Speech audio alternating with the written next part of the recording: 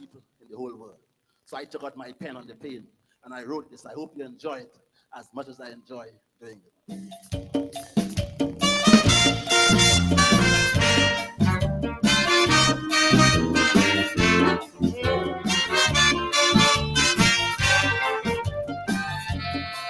Of the music.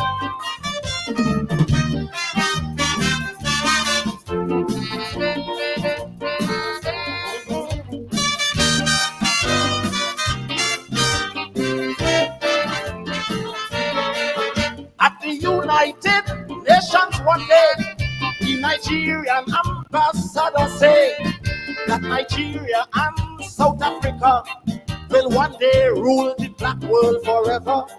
He said the whole black population will one day walk together as one, and then all black people everywhere will have to look to Nigeria and Mandela.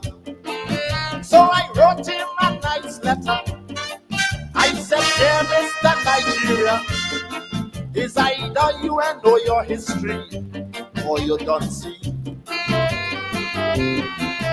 Have you ever heard of Eric Williams, Harry Shaw and Grantley Adams, Marcus Garvey, Maurice Bishop, and Manley? These were great statesmen from the Caribbean whose ideas changed the world, my friend. So Africa ain't going nowhere, understand, without the Caribbean man.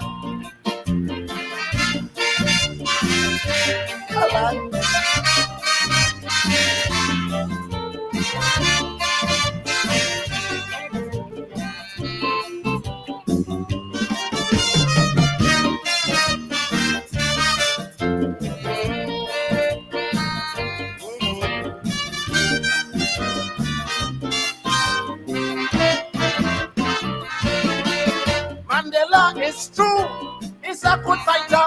He fought apartheid in South Africa. But when it comes to fighting, my friend, you can't forget Caribbean men and women. Daddy Sharp over in Jamaica, in Trinidad, Cuba, Uriah Butler, Bordeaux, Vincent, Croy, Barbados, Bossa, and Coffee down in Guyana. We too say the liberator, and our mothers look African food, changing up add spices to include to look tamron and Kaiser ball and cuckoo,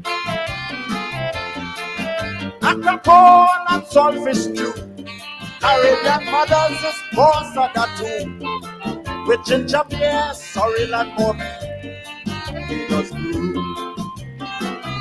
And our women know to take your hat and sweatband, boil it and tie down a man.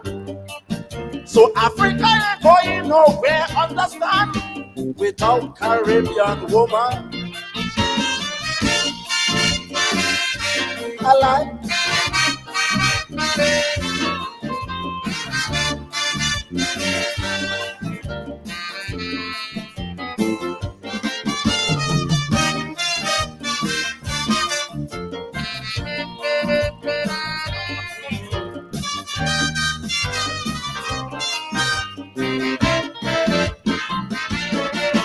How could Mandela rule our world without our music, our soul? Is from reggae, belly and reggae, spoochka dance, soca and merengue. Our artists like Sparrow and Bob Marley, Kitchen and Short Shirt, Duke and Gabby. And tell me which man in South Africa could bat like Brian Lara, not Trinidadian master. And our women are the mothers of great American sons and daughters, like LA's Bing Daimali and Harry Belafonte. Malcolm X, Jesse Moore, Malcolm X, Rodney Powell, the runner, all of these like Julian Jackson, the boxer, Abdul Karim and Patrick Ewing. In basketball, with Emil Griffith, they have stood tall. So Africa can rule Afro-Americans without the Caribbean.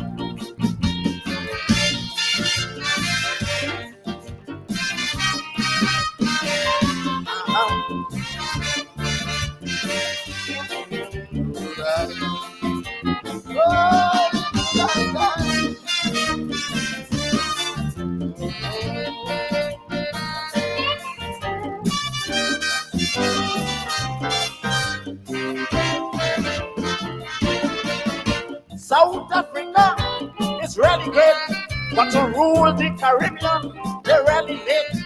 For our mothers, they have given birth to some of the greatest men on earth. Derek Walcott, Nobel Peace Prize winner, David Césaire, Franz Fanon, the writer, Vincent, who is known worldwide, and Sam Selvan, who recently died. We sing of them with pride. And our region is truly blessed with resources to stand the test. We are blessed with asphalt and oil and good soil. And when it comes to female beauty, Africa have nothing on me. For our fresh kingfish and dumpling, just plain with skin. And our elders teach their kids to use lemongrass to show the worms where to pass.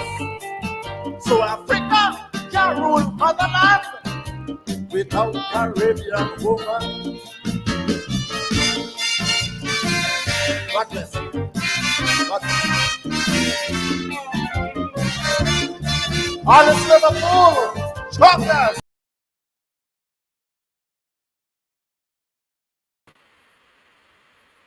And a very good evening to you. Coming in there with the mighty Choctaws between the Caribbean and Africa. Good evening. We continue to cover Black identity here tonight as we continue to press for the removal of that word Negro from official usage in Guyana. Wherever you're joining us from, welcome to Politics 101. Politics 101. We expect some guests here tonight, and we're going to be continuing that conversation. So stay tuned, share the link. We're going to get going in a minute or so. Them fellas, a beautiful round of applause. Nice to see you, Wellington. Beautiful. And while we thank God for Thanksgiving Day, we have to thank God for being us Africans. So I want to thank God for making me black. And I welcome this song to you. I hope you love it. It's called They Ain't See Africa at All.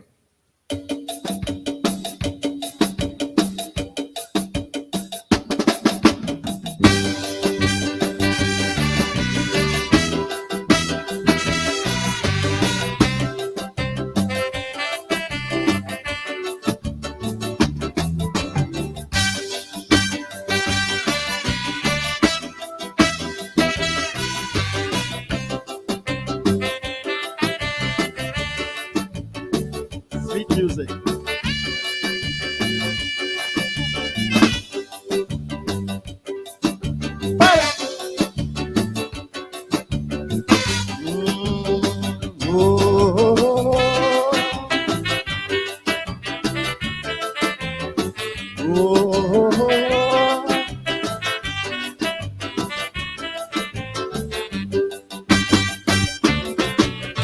I see black people running from their race. They own black children they can't face. They don't know their roots as a glorious bloom. Blessed be the fruits of their womb. They just be acting as though they shame of their history. They just be proud of other people's own.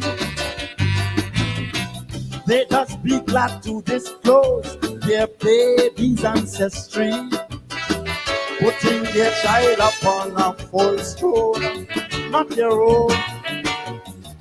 For hear them boast to their friends and their neighbor, my baby's nose from his Spanish grandfather. My grandmother married a Chinese Negro. That is why the eyes so pretty, and he has such thick eyebrows. The dimple come from a husband's side, whose great grandfather was Irish. And watch how the eyes pretty and wide, cause my mother mixed with British. And watch at me, I'm Caribbean Portuguese. So me child curly, but the baby black down to the eyeball. They see Africa at all, at all, at all, at all. I said the baby black like a voodoo doll. They see Africa at all.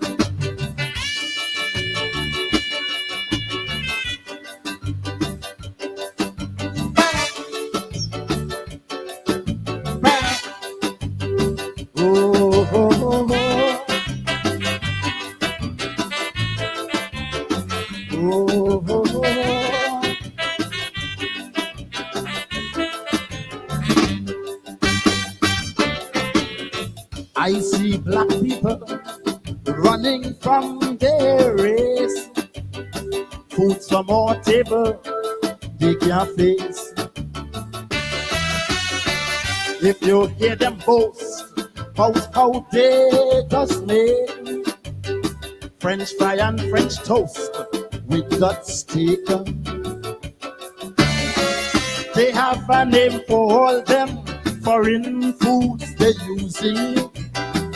Italian pizza, they murdering. Big African wedding, they serving Spanish rice with Scotch whiskey and French wine on ice to feel nice. Chinese chow mein, serving in black christening.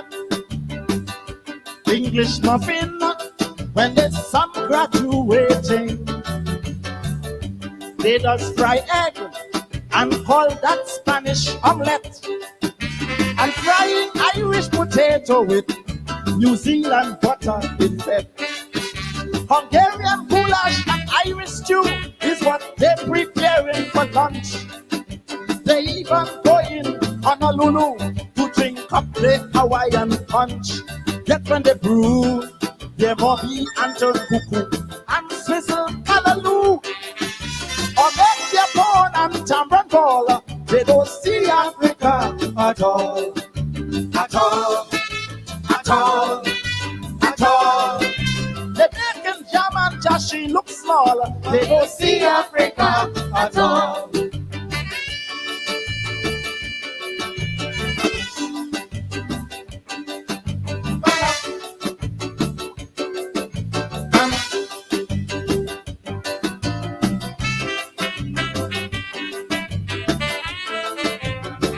Oh, oh, oh, oh.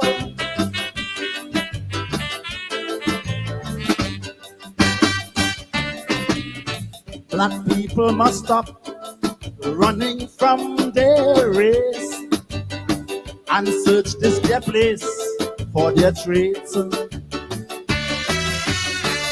You don't have to go by plane to Ghana in order to see Africa. Every time you come planting with mortar and pestle, or on your hand you wear your slave band, or when the Moko Jumbie walk tall amidst the people, then you rubbing shoulders with Africans. Understand what the neighbors say, how she neighbors string berry in New York City, so that makes her a Yankee. Oh, how she love stories of Arabian Nights and boasting about her French perfume and her Turkish delights. African dashiki she won't wear, she would not even plait her hair. Stories of the Lagahoo, her children them never hear. Yet when her husband, Mr. Paul, left her last year, she run quickly for Obia. She born in light to put blight on Paul. She ain't see Africa at all, at all, at all, at all. The Obia man, she pushed back to bring back Paul. She ain't see Africa at all.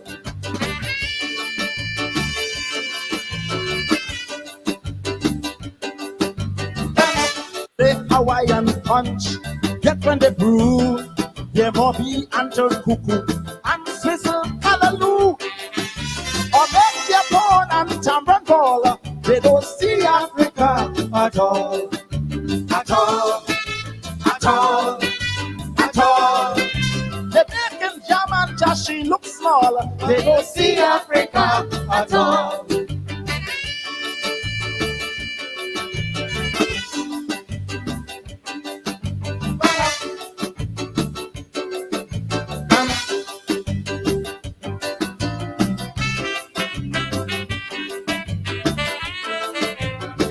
Oh, oh, oh, oh.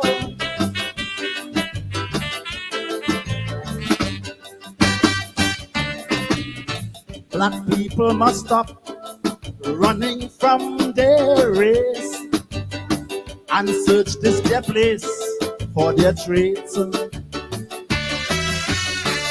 You don't have to go by plane to Ghana in order to see Africa. Every time you pump planting with mortar and pestle, or on your hand you wear your slave band, or when the Moko Jumbie walk tall amidst the people, then you rubbing shoulders with Africans.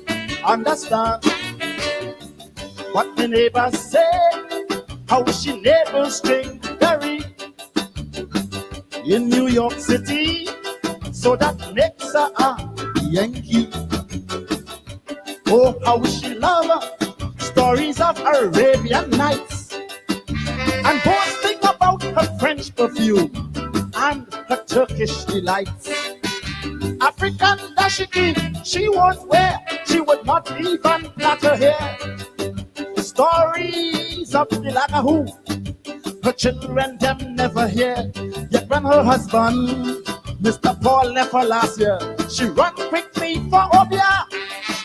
She born in light to put blight on Paul. She ain't see Africa at all, at all, at all, at all. The Obia man, she pushed back to bring back Paul. She ain't see Africa at all.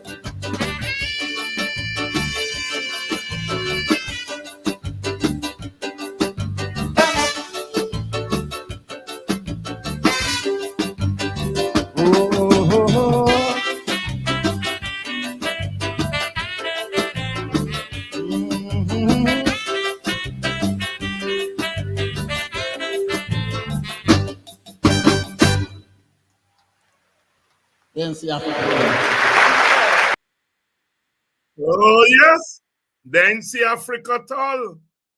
Then see, but we gonna make them see Africa. We gonna make them see Africa.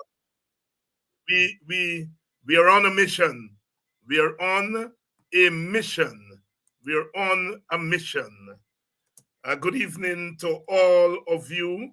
Welcome to Politics 101. We continue to banish that word. We continue to banish that word. Negro. Negro. We are on a mission. Negro must go. Negro must go. Negro must go. Good evening to all of you, wherever you're joining us, some beautiful African people, and those of you who are not phenotypically African or culturally African, You are friends of Africans. Welcome to this program. You are part of the family. You are part of the family. You are part of the family. Good evening, wherever you're joining us from. Whether you're joining us from Linden, or you're joining us from West Belize, welcome to Politics 101. It's Thursday evening. Vincent Alexander is here to help us with that conversation on African identity. Quote unquote, is French, African Spanish, identity. Dutch, Portuguese, as well as English. African identity. And because of this, we have a proper town, quote unquote, is French, Spanish, Dutch, We're talking Portuguese, tonight. as well as English. We're talking tonight about historian Africa. noted both the importance of African Liberation Day in terms of our African identity and some of the root causes for our problem of identification. I have met brothers and sisters who say that their mother tongue, quote unquote, is French, Spanish, Dutch, Portuguese, as well as English, which we speak. And because of this, we have a problem of identification. We do not know whom we are. And that is why this gathering is of great symbolic importance, because it is an act of identification. We are saying that we identify with the African people of the African. We are that we are an African people. When we make this identification, have no illusions about the fact that this is a very revolutionary initiative. It is a rejection of every other form of identification which the white society has asked us to accept. Let me draw your attention to something which white universities and white libraries practice. And this is a university community. Numerous universities lie around this land. Go into their libraries and check the Library of Congress card. Under Europe or European, you will find all entries listed concerning the continent of Europe. You will also find entries listed about Europeans in East Africa, Europeans in North Africa, Europeans in Asia and Australia. Look under the Chinese, you will find entries listed not only for mainland China, but for Malaysia and for the Chinese in North America. But look on the Africa and the Africans, the only entries on the Africans relate to the continent itself. There are no entries on the Africans overseas. There is no such category. Africans who have been raped from the continent mysteriously disappear and become Negro. Mysteriously disappear and become Negro. Become Negro. Become Negro. No more Negro. No more Negro. The voice and the image there of the late, indomitable Dr. Walter Rodney. Thank God for Rodney. Thank God for Guyana. Thank God for Burnham. Thank God for Ivan Van Sertima, that we have made our contributions to the Black world, and we have helped our Guyanese to recognize their African identity. Good evening to all of you. Yes, Stephen is joining us from Firish Village. I have fond memories of Firish Village. I had some good times there when I was a young man, dancing kwekwe, and really seeing Africa. Struggle say you don't have to fly on a plane to go to Ghana to see Africa. When you go to Firish and you go to Belladrum and El Dorado and Hope Tongue and Seafield and Buxton and then Amstel and Ithaca and Golden Grove and Anns Grove. When you go to the Queenstown on the Essequibo coast, you'll see Africa. But we Black people sometimes play the fool. we play the fool. And that is why that man could say, all you been using Negro for 180 years, we're wrong now. Yeah, it's past we, but part of the ice pass is because we allow it, because we don't call ourselves African. We run from black, we run from race. Oh, we are all Guyanese. Of course, we are all Guyanese. Of course, we are all Guyanese. I'm not giving up Guyana to anybody, but I'm also African, African, African. And nobody's going to shout Africa if you Africans don't do it. We are on a mission. Good evening, Vincent. Good evening, David, and good evening to your viewers. Vincent, when you heard the news that Nigel Hughes refused to allow his client Kedaki Amsterdam to answer to the term Negro, what ran through your mind? Well, what ran through my mind was a moment that I savored because it meant that he was demonstrating the kind of consciousness required of us, particularly in this decade, where issues like those have been identified as issues that have to be targeted and dealt with. So Nigel was truly being a Pan-Africanist, a person of African descent who recognized that we are in a moment and in a movement to deal with issues which have affected us over the years, issues which are a hangover from the pre-independence period, the post-emancipation period. So certainly demonstrated that he was in the current struggle for our recognition as the decade has provided for us to be in. Thank you very much, Vincent. I'm going to come back to you with that decade because I think the decade was justified by that moment. Good evening to all of you. I love you all, because you're all very bright. A man said, Don said, Dr. Heinz, enlightening master teachers. You didn't mention George G.M. James. My humblest apologies. George James, certainly one of our master teachers. And I want also to add Rusty Mackinnon, who was from my village, Buxton, left and went away to the United States, then he went to England. And he was the money man for the Pan-Africanist movement. So I will forget sometimes, but I know that my audience here is going to pull me up when I fall short. Thank you very much, Don. Certainly, George G.M. James is one of our master teachers. Good evening to all of you. We are joined by Tacuma Ogunseye. Eventually, Tacuma, I'm going to put the same question to you. And hope you don't stop me because, you don't put things to people.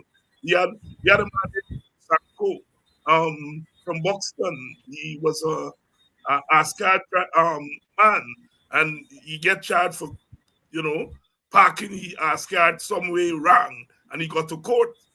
And the magistrate asked him, "What's your name?" He said, "I'm Dudu Sanko, deal with two Doko." Said, "What's your profession?" He said, "I'm a mule chauffeur."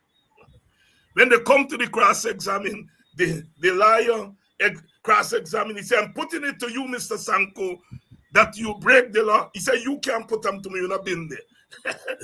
So I'm being very careful when I'm putting this question to you. When you heard Nigel Hughes told the police that his client Kedaki Amsterdam is not going to answer to the term Negro, what were your immediate thoughts? Good night, Dr. Heinz and viewers. I want to join with Vincent to say that the fact that we are in the decade for African people, what the United Nations have designated, I think probably played a major role because it keeps all of us conscious on the issues of African people sharp, and I will want to feel that okay, that was one of the influences on the mind of Comrade Nigel. When I heard the thing, it took me right back to my days in Askria, when we used to debate those issues, and we have long banished that word, Negro, and we have, in promotion of the Cultural Revolution, have promoted the use of African, and the whole question of African dignity was put on the agenda and became a very powerful social force. And it drew my mind right back to that point. And then, you know, you right away you reflect without knowing. I said to myself, those policemen will be Africans. And the fact that they themselves couldn't recognize that they're using a term that ought not to be used in this period of African liberation and the struggle for African dignity was in a way an indictment to them, but in a way I also felt an indictment to us, that probably we haven't been doing enough at the cultural level, you know, to promote among our people the necessary cultural reflexes to deal and to push back against these matters. If my memory holds, I remember in the early days of AGDA, we did had a campaign against that word, the use of that word by the police. And I remember that to some extent the police had walked back on the use of the word. But with these things, I didn't think at the time we got it off the law books. And it just creep back into the police behavior. I think Nigel, by raising it, give us an opportunity once and for all to use this period and this incident to get that word strike off the books of the country when it relates to national issues and national institutions. So we are at present in have to support and compliment Brother Nigel for his, you know, sharpness on this matter, and we have to ensure collectively that this time we get it struck off the books. Thank you very much, Tacuma. And you introduced where I wanted to go, because I'm glad I have Vincent Alexander and yourself on here tonight, because I'm going to ask you all this question. But I want to preface it by saying this. Professor Desprez wrote a book on race and ethnicity in Guyana. And he said when he came to do his research in the late 50s and the early 60s, he was struck that when he went into African villages, they were using the term African. They weren't using Negro, they weren't using colored. And this is the late 50s. Another professor who studied ethnicity in Guyana from Fiji, he was struck that the word Africa appeared in Askria twice. African Society for Cultural Relations with Independent Africa. So it says that Black people in Guyana had long turned their backs on the use of the term Negro. And I'm going further. When the Black Power Revolution occurred in Trinidad in 1970, February of 1970, where the Black Power activists rose up against the Trinidad government led by Eric Williams, who is and was an icon because of his book, Capitalism and Slavery, which is still a text that once you study anything Africa, you have to read. They rose up against him because they said that we had gotten independence, that he, Williams, had mobilized and socialized them as Africans, but black people still couldn't work in banks in Trinidad. Black people still couldn't live certain places in Trinidad. And they rose up. And when journalists asked Iyusi Kwayana about Guyana, Kwayana answered to words to the effect to say that in Guyana, the Forbes Burnham government of that time had gone further than Trinidad. Black people were working in banks by the turn of the 1970s. I give that preface to ask both of you this question. Black Guyanese have stopped using the word Negro. Burnham government had gone further than other governments in the region in terms of recognizing black people. In Jamaica, they had to wait until Manley came to power in 1972 for the Rastafarians to get some recognition. Why, given all of that, why did the term Negro still remained on the police books? Clearly, we were ahead of the rest of the Caribbean on matters of black identity and black power. Why Vincent and Tacuma? And I'm glad I have, because Vincent is a PNC man.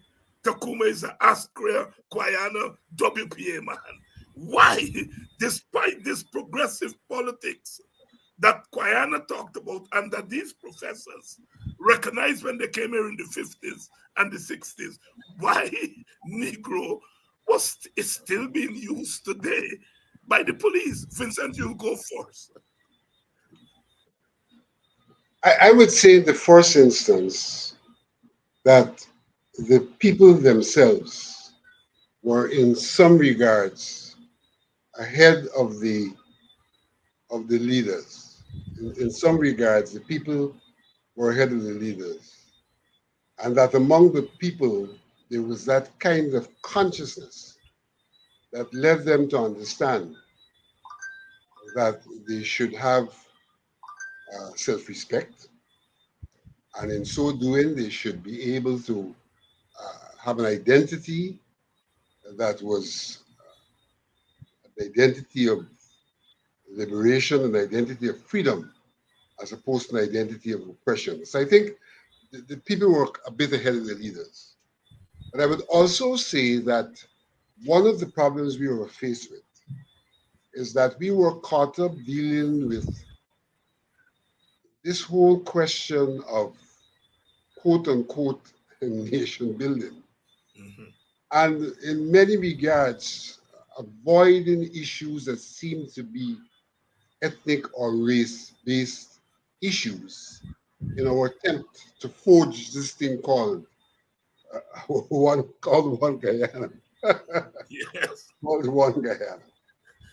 And so it is not a case that the leadership may not have been conscious, but may in fact have been cautious, given the political landscape that was ethnically charged, and trying to avoid on what they may have considered unnecessary skirmishes in their attempt to forge a country under a motto, one people, one nation, one destiny.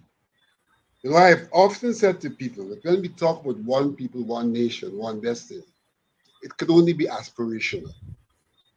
We have not, had not and have not reached the stage of one people, one nation, one destiny. And the chances are, you know, that we will never be one people. We may well continue to be diverse people.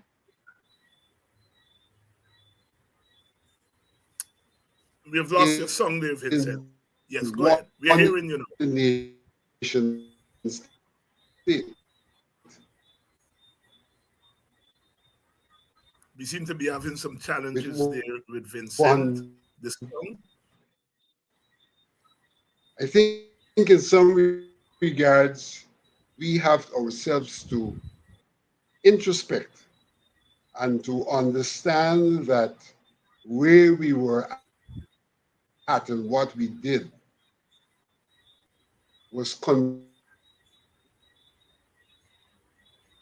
We seem to be having. where we were Go. at and what we did, and our endeavor to achieve something without the understanding that that could not have been achieved if we had not dealt with the parts. We were trying to deal with the whole and not paying attention to the parts which made up the whole, which, if not dealt with, could not lead to the rectification or the development of the whole. So I think on one hand, we had the kind of consciousness required, but on the other hand, we were being what in Guyana may be considered to be politically correct in an attempt to forge someone which we felt may have been uh, affected, seemed to be biased in terms of things relating to one ethnicity. I would go on to say that my own view about Burnham in this regard was that he was conscious. He sought to do things, but he sought to be cautious and not apparently offensive. And that was indeed, in many regards, an error. It was a strategic error in his pursuit of one people, one nation, one destiny. One person who I know very well would not have even used the word Negro or thought of the word Negro is in the audience tonight. Kwesi Ojinga, my brother from BV and Buxton, well known in the theater world, changed his name to Kwesi Ojinga. He was part of a legion of young black men and women of that period, Tacuma, Ogunseye. I would like you to come in and comment on that question. Your elder, your organization launched the Cultural Revolution, did some remarkable things, connected the Guyana with Africa, introduced the naming of black people children, giving them African names. Yet, Negro remained in use by the police to this day. What went wrong? I can't say with any great conviction that I really could answer the question, but I would attempt to try to see, what, to my mind, were responsible. What were the things that were responsible? I don't think it may be one simple thing. And remember, we are looking at a period. Let us say, the question of Negro was raised even before Ascrio historically. But let us start with the 60s when Ascrio raised it to the present. Is a lot of time. And when we launched the Cultural Revolution, it had the support of Burnham and the PNC. So at least in the early period of the Cultural Revolution, I couldn't see any, political reason why, that could not have happened. I would say that by the time the Burnham and Ascria fell out, and we are fighting each other, I think I want to say that Burnham began to back off on some of the objectives of the Cultural Revolution, because why didn't Ascria and subsequently WPA continue to raise that? They raised other things. They talked about dictatorship and other things. Why did they not press for the removal of the word Negro? So Burnham may have backed off. Did Ascria and the WPA back off from these cultural things? That is what I want to get from you. Okay, I will try to answer that very quickly because to me that's probably the easier part to answer. Yeah. But what I'm trying to get at is that once the differences became a serious political matter, okay, I think and the state, those who control the state begin to back off because they begin to tie cultural success of Askria as, some in some ways is at the expense of the PNC. I think that the elements in the state, for instance, a matter like that would have fallen under the Ministry of Culture, who should, should probably be the person or the institution in the government to look at those findings and bring legislation, and to keep it in the forefront of the government. But I think in that political atmosphere, I guess even one of the bravest ministers of culture would have been a little cautious. Now, in terms of ASCRI and the WP, I think that what happened, like, all of us are guilty of it. I think the strength of the colonization process on our consciousness, okay, is something you have to fight on a daily basis.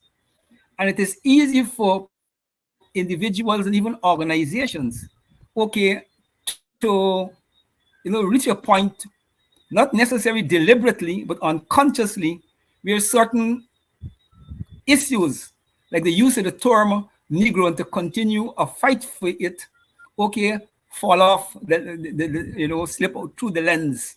And I think that is what would explain, because I don't know that anybody in WP or anybody in ASCRI would have any problem with that. But I think people consciously,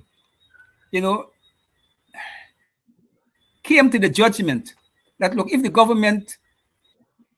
and the government are at odds, the chances are they're doing certain things are less likely. And I think people then tends to concentrate the energies, in other areas. And that is my humble explanation. But I think the fundamental thing to me is the persuasiveness, okay, of the still dominant colonial European culture in our midst that really saturate our consciousness, and we have to fight on a daily basis, okay, to suppress it. And in the process, we just, certain things just slip through. Just slip through. And Vincent makes the point, which I subscribe to, that Burnham and the government had to be cautious. They were cautious. Well, let me take back had to be. They were cautious because in trying to build this thing, one people, one nation, you don't want to concentrate. They didn't concentrate on any specific ethnic, especially their group, because they would have been charged with being racist and so on and so forth. And in the WPA, I am arguing that in the WPA's pursuit of the same multiracial politics, which it became known for in the 70s, it dropped the ball on identity politics, meaning African politics. And Ogun, you would know that the late Andaye, myself and yourself, began to raise that question about whether it was a mistake by the WPA to, in a sense, close down ASCRI. And we have concluded that it was a mistake, that in pursuit of our multiracialism, socialism story, we dropped the ethnic ball because it would have interfered with the multiracialism. In a sense, committing the same sin that the PNC committed. Ogunseye, I'm still pressing you on that. No, I agree with you in terms of the African question. Yes. But I think the question of the word, use of the word Negro, to me, it's... No. I'm not. I'm saying the use of the word Negro is a casualty of our pursuit of multiracialism. And we made the same mistake that the PNC made, They call it one people, one nation, one destiny. We call it multiracialism. Both of us dropped the ball when it came to identity politics. Let's move on. Let's move on to Vincent. What I was there when Nigel raised that point at the police station, and all kinds of emotions went through my mind. And one thing that became clear was that the UN has got it right. Because the UN did say in the rationale for the International Decade for the People of African Descent, it said states pass laws making Black people equal, etc., etc. But there are some things that still have to be done, and that they challenge the states to deal with the question of structural and institutional racism, which are still being felt by African people. And I think this term Negro is being used by an institution called the police force, which is the coercive arm of the state. And that it is one of the things that the state didn't deal with. And I think all of us agreed with that. And something like this, I think, is one of the things that the state can do immediately to satisfy the mandate of the United Nations. Your thoughts, and then Ogunseye. All right, before I get to that, just let me go back a bit.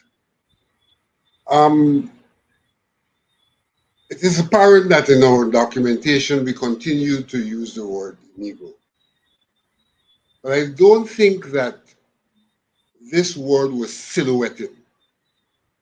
In other words, though it was used officially, I don't think across the mass that we were using that word. And so the mass has gotten to a point of consciousness where what was happening officially was not silhouetted and therefore not necessarily drawing the kind of attention that we saw recently.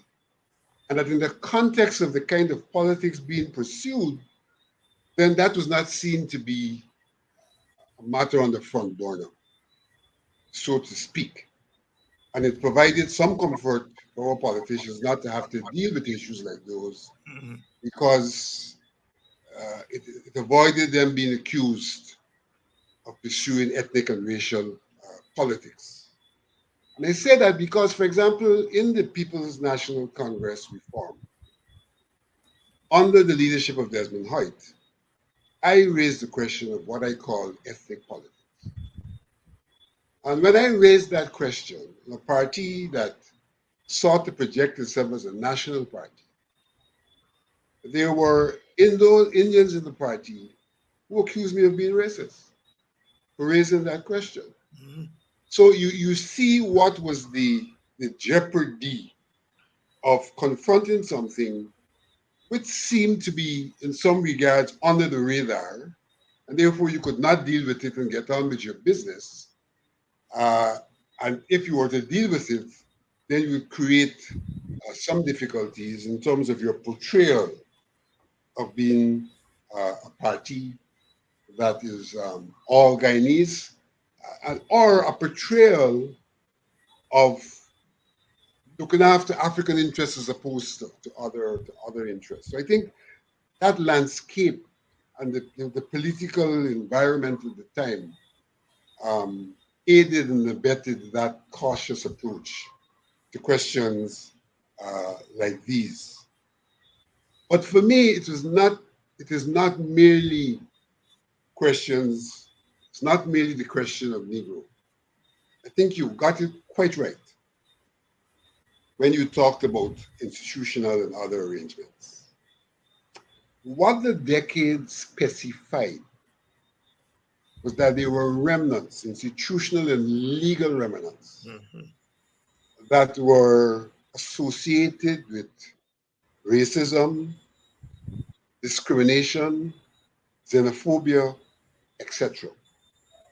and that this decade should be used to address those matters. And they said in no uncertain terms that there is a need for the change in institutional and legal frameworks. When they talk about institutional framework, there are two aspects to that. An institution may be an organization and the manner of its operations, what purpose it serves, what it does, etc. And that question is pertinent to the institution called the police force. What purpose it serves? Because we know that initially the police force was established specifically to oppress the people of African descent after emancipation, with the introduction of crimes like vagrancy and so on. We know that. So that is what should be dealt with, institutions that are established that were anti-liberation of the people of African descent. But institutions also mean not only an organization, but when you talk about institution, you're also talking about a practice. I don't think it resonates easily with the ordinary people when you use this word institution. What you're really saying, they probably would see an organization, but they wouldn't necessarily see a practice. Mm-hmm.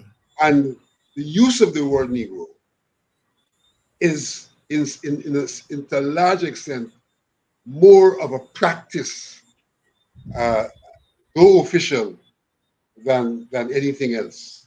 And that is exactly what the United Nations was speaking to.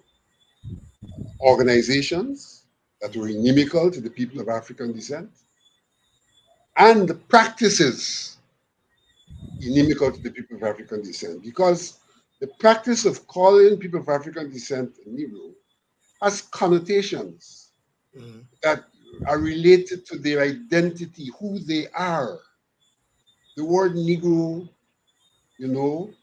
has a lot to do with the word black in the context of black meaning something that's inferior, something that's evil, a lot of negative connotations. So even as we moved to use the word Negro, it brought negative connotations with it, and therefore identified people of African descent in a particular way. When you refer to a Negro, there was a lot of baggage associated with that. And so therein stands the whole question of being discriminatory against these people, being racist, seeing them as less than others. And the UN was pretty clear that these were the issues we had to deal with. And the UN came to that coming out of the Durban Conference. Mm-hmm. Let's understand that people of African descent and Africans themselves were integral to this struggle, and in fact, the backbone of the struggle. So don't just we have to appreciate that the UN came around to it. I think we have to be clear in our minds that it's our own consciousness and our own struggle that brought the UN to where it came to. And the difficulty we're faced with is that governments, some states, though they sign on to this declaration, have not themselves come to the understanding of what they have signed on to, and or do not give that interpretation because of their own understanding of things and life. And so we have a situation in Guyana where there's a continuous denial that there's no need for special attention to the people of African descent. And we seem to focus on the economics in that regard, when in fact the United Nations did not restrict us to the economics. They talked about recognition, justice, and development. Bearing in mind the three are interrelated. So if you don't deal with one, it will impact also the state of the other.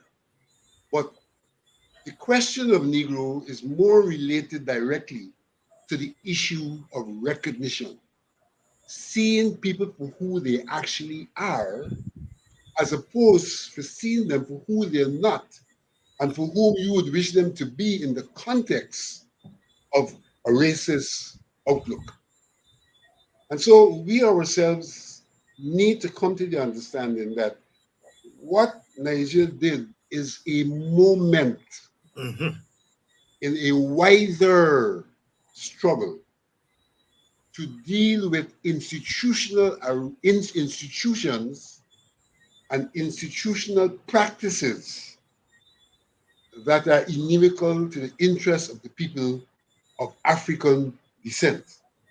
And therefore, as we go ahead to ensure that Negro is completely erased as a practice, we have to understand that this is the moment when we have to get the government to understand that this decade is not about a handout of cash to anybody.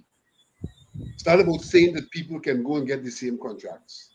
It's about understanding that we have to deal with recognition, and that recognition has a lot to do with people's identity, how you see them, how you treat them, and that in the context of the state, that can be institutionalized in organizations, their procedures, their processes, and their practices.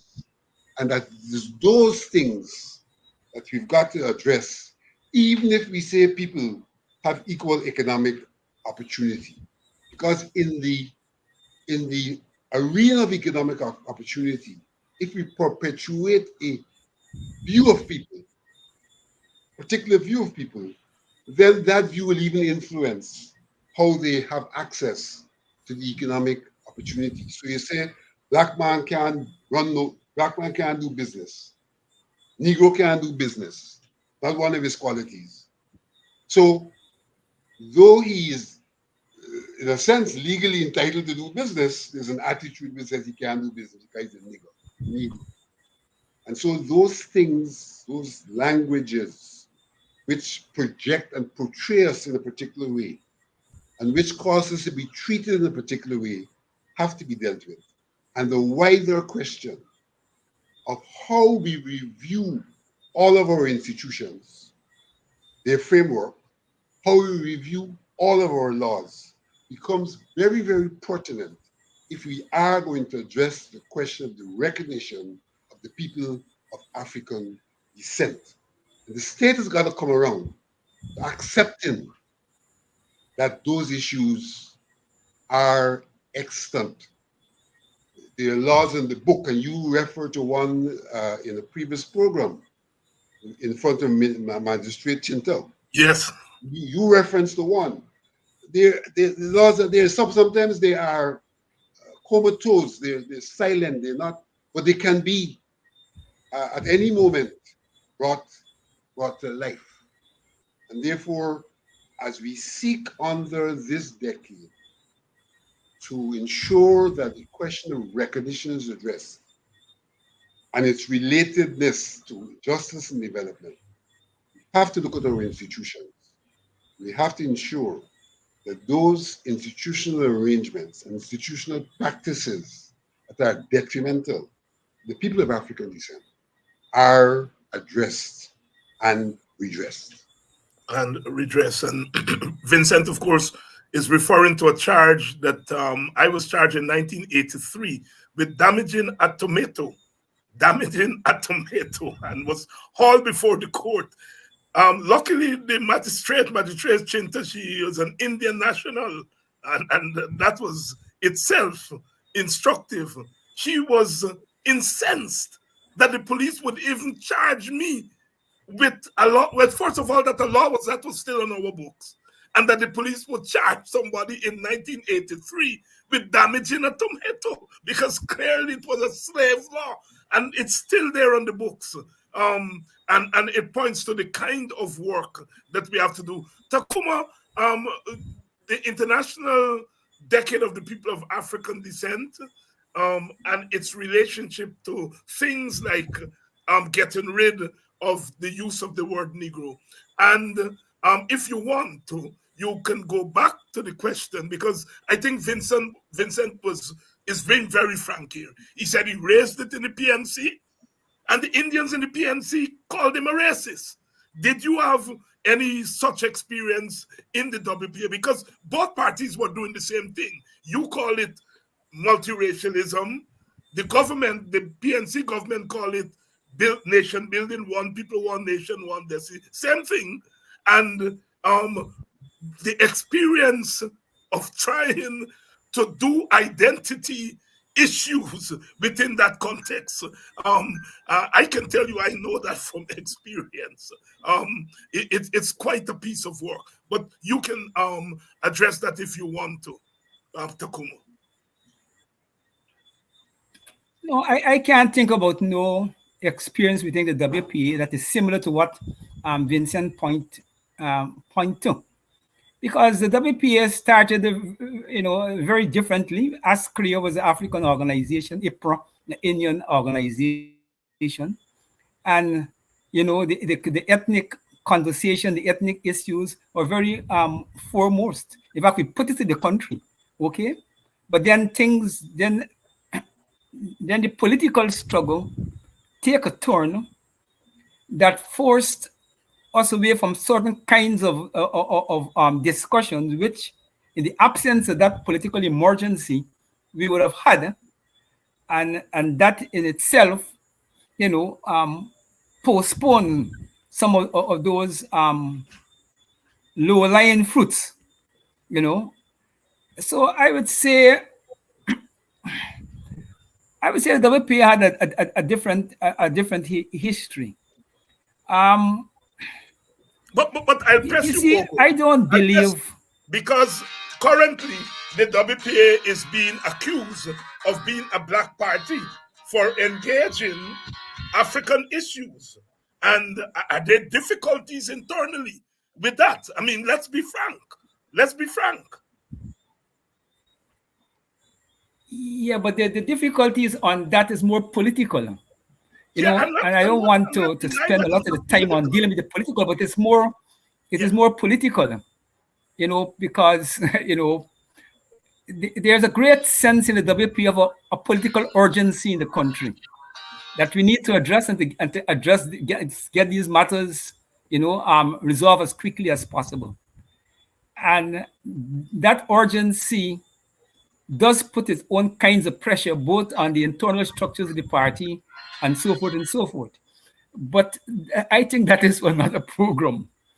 But we just wanted to perhaps highlight to our viewers the difficulty in a multi-ethnic society when you're trying to build multi-ethnic organizations of dealing with ethnic issues. I think that's the big question. Vincent is saying yes, that is true for the society.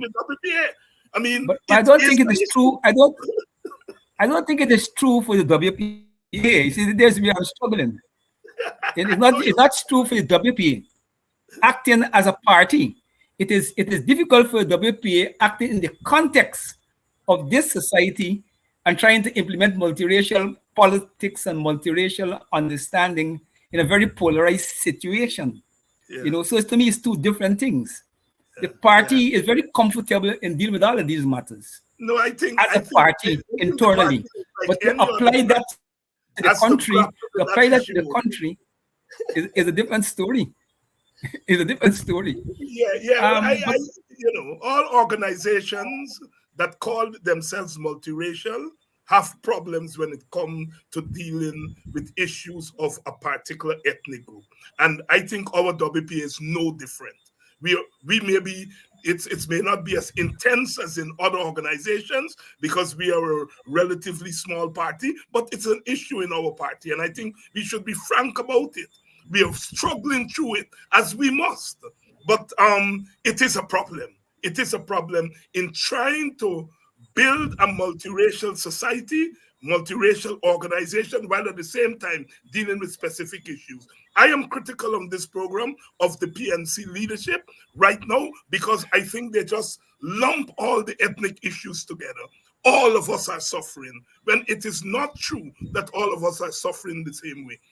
Amerindian people have certain problems that are particular to Amerindian people. East Indian people have some problems that are particular to them.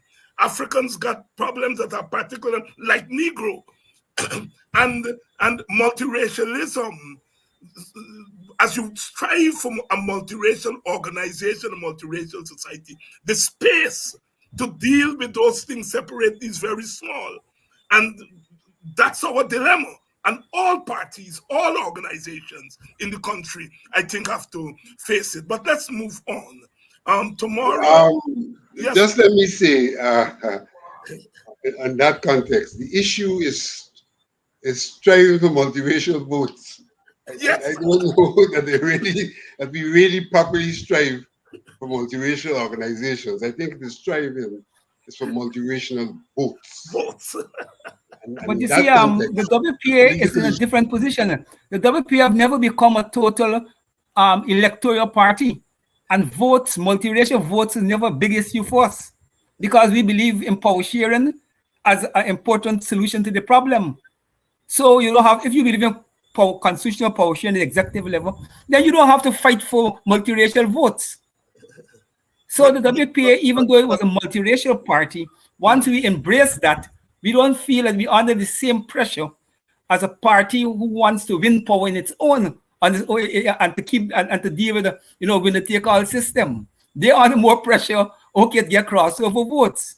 But given our fundamental philosophical position from the time we became a party, we have seen this, we have said the solution to the Guyana problem lies in power sharing between the two major parties and by extension the two major race groups.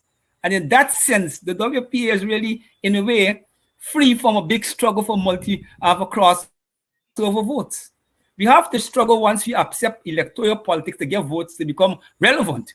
And we have failed to get that because we have never got more than 2% of the vote. So the country, in terms of electoral politics, make we irrelevant. Right. But we have been fighting to be relevant in politics.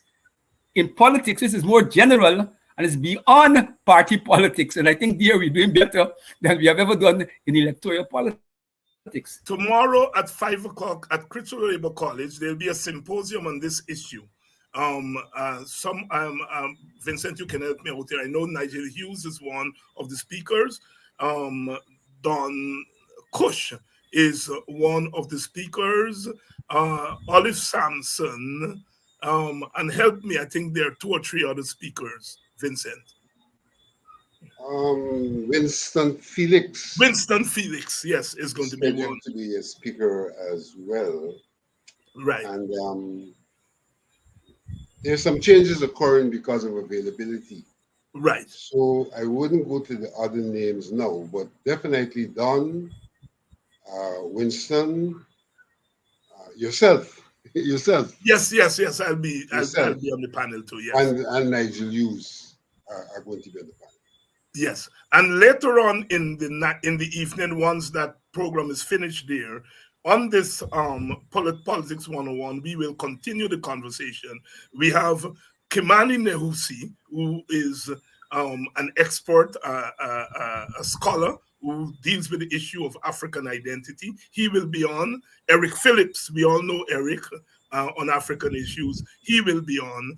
And the third, Don Cush. Don is on both panels, so she will be on. So we'll continue the conversation here tomorrow night. And we'll also have Dr. Vincent Adams, who is our in-house Friday night person. So we have a big panel tomorrow night on Politics 101. Vincent, Tacuma, the genie's out of the bottle. I don't think we can afford to push it back in. The society has to grapple with it. The Attorney General started off by poo-pooing it. It's been used for it. He has since walked back and said that he's for removing the use of the word and so on and so forth. Where do we go from here? We are organizing. We are holding symposia, fora, panel discussions. Where do we go from here? And are there other similar issues, Vincent, that we have to deal with given the opening that there is now? First of all, I think that from what is being said on Rebound by Nandalal and what Jagdio said today suggests that they are prepared to act. Why? It's another question. I don't know that preparedness is a commitment and an acceptance of the real problem, but they're prepared to act on this particular one.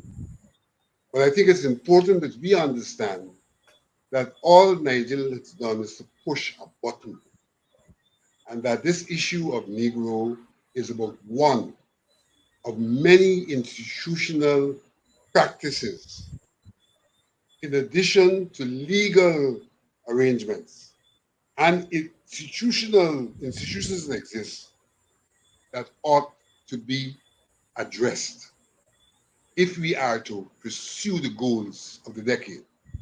I want to take this opportunity to give another example which has in some regards been addressed, but not because of the people of African descent. We've inherited mechanisms for getting names. I'm not talking about the names we get, which are also inherited. So that's a practice of using British names. But we've inherited the mechanism that your name is associated with your father's name. So automatically, if your father is on your registration, birth, your surname is your father's surname. That's automatic. So that's institutional arrangement.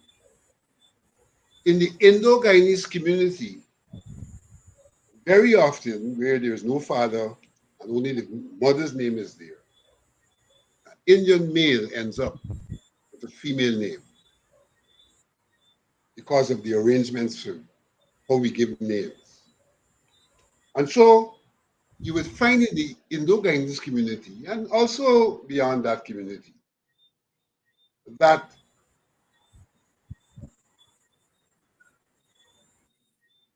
they tend to have call names that are unrelated to their birth certificates because those are the names they're comfortable with. And they live their whole life with these call names, the school system, the hospital, etc. But GCOM, as of 2008, started this process of saying, look, we are only going to register you with your birth certificate. And so people are now getting ID cards and names that don't represent their call names. And there's a lot of protests and a lot of confusion because of that. I don't think the nation is aware that the government has changed the law on how you get your name. And that you can now walk into the register of births and deaths and say, look, I want to change my name, and this is the name I want to use. And so, in fact, the question, the issue of a discriminatory practice in terms of how Indians got their names has been addressed. Incidentally, there's a tangential benefit if the African Guyanese are conscious that this is happening, because it means you no longer have to go to the court if you want to change your name that was given at birth. You can now simply go to the register of births and deaths and change your name. So you see the tangential benefit we have, but it is based on addressing illegal and institutional remnant that's come over from I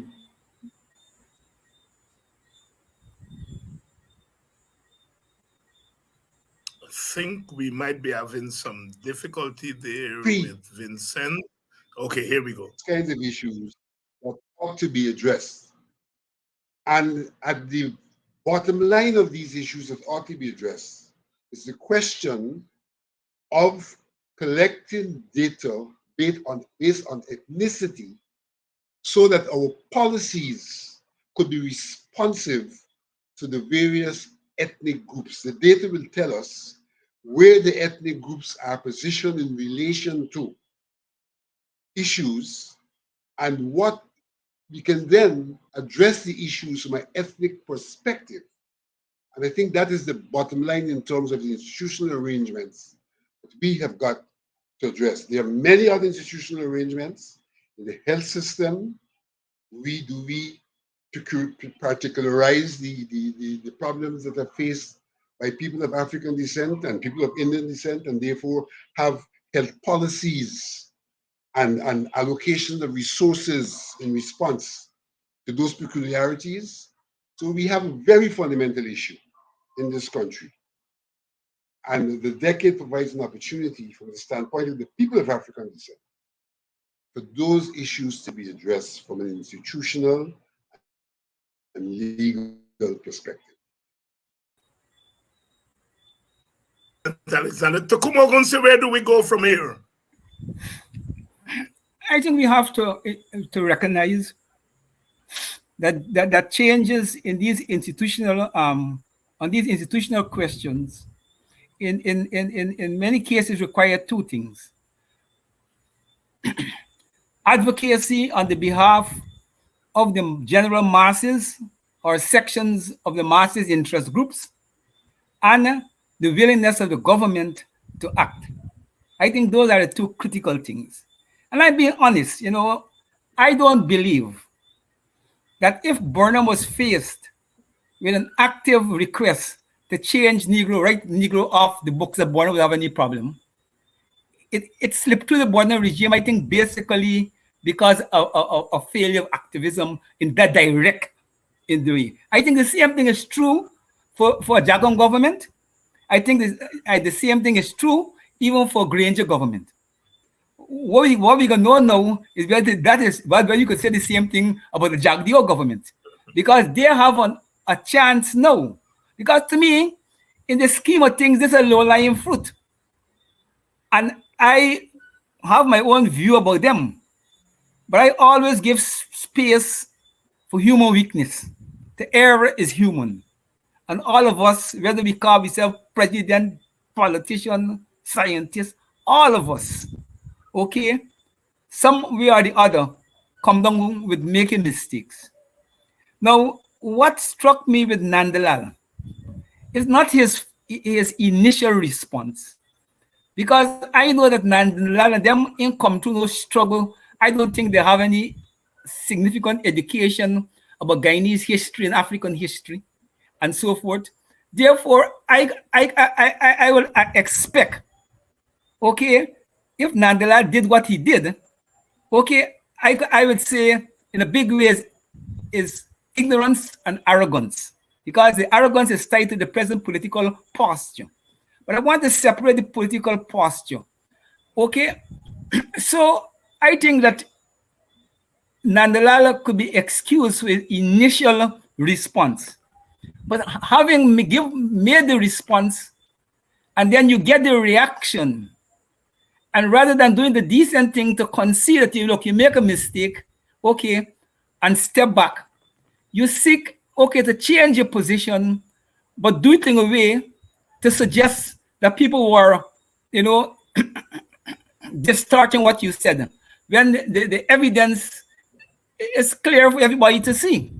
It is that mindset that worries me with this crop of political leaders we have. I've given way for political mistakes, but I find it hard to believe,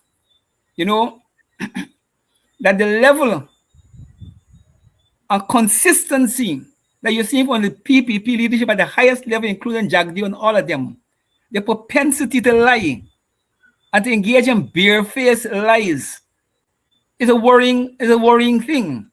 It's a worrying thing.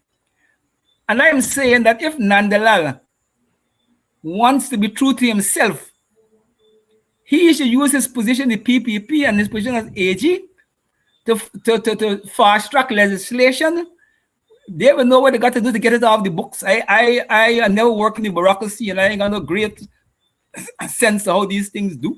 But I think that he, as Attorney General, okay, and the Minister of Home Affairs, working with the police, you know, I don't think it's not a police matter. It is not a police matter, even though it is a clear relics of the colonial past, which we could expunge from our records and our books without any headache. Once there is the political will, it only becomes problematic when it is linked. Doing so is linked to some political program. There's where it becomes problematic, and I want to give the PAP the benefit of the doubt on this matter.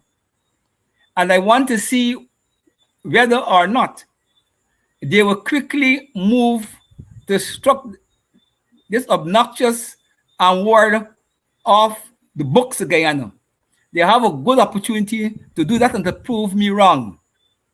You know, so that is my approach to the matter in terms of Nandalala and the government. Now, I think that these colonial structures, because, you know, the political revolution in Guyana-Caribbean have lag behind the cultural revolution. And why the cultural revolution advocate and promote advocacy. Implementation requires the politicians. Because the political revolution was slow than the cultural revolution, a lot of those offending practices remain. And I think, because you see, I am convinced that the final liberation of Africa, our dignity, our economic, our political standing in the country and the world will only be completed and to make significant progress when the African people themselves engage in a political liberation in Guyana and the Caribbean. And because I think that is what's going to create the kind of political situation to have once and for all of the number of offending things that the United Nations had identified, and it's very current in Guyana, you know, to be corrected. I mean, I'm trying not to tie this thing yet to the PPP's quest for dominance and their clear contemptuousness and disrespect for Africans. I'm trying to treat this here, okay, like you call a slip of the tongue, that could be corrected quickly. So I will say we have to continue advocacy. And if on this matter, they don't act quickly, we have to tie to the overall political grievances that we have, and we have to press them in a way that is unprecedented, because we will be able to separate the two. But they can't say we didn't give them a chance to separate this from the general engagement.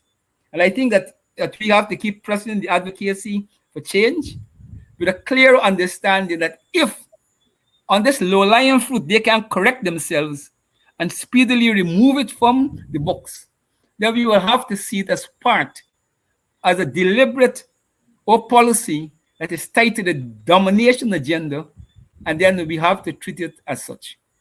Tacuma Ogunseye, there on the way forward, we shall see. We will continue to cover the issue here on Politics 101 tomorrow at 5 o'clock at Critchlow Labour College. There is a symposium, and then later on in the evening, we will continue our discussion on the issue here. Our guest tomorrow night, Kimani Nehusi, Professor of African Studies, Eric Phillips, Chief Eric Phillips, who is well known to us, and Attorney at Law, Don Holder, Cush, and Dr. Vincent Adams. We'll see you all tomorrow night. Vincent, Tacuma, thank you all so much for coming through this evening. Thank you. Thank you for having us. Thank you. So, tomorrow evening, we continue. As usual, love is the watchword, and we end taking nothing less than the total removal of the use of that word from all official institutions in our country.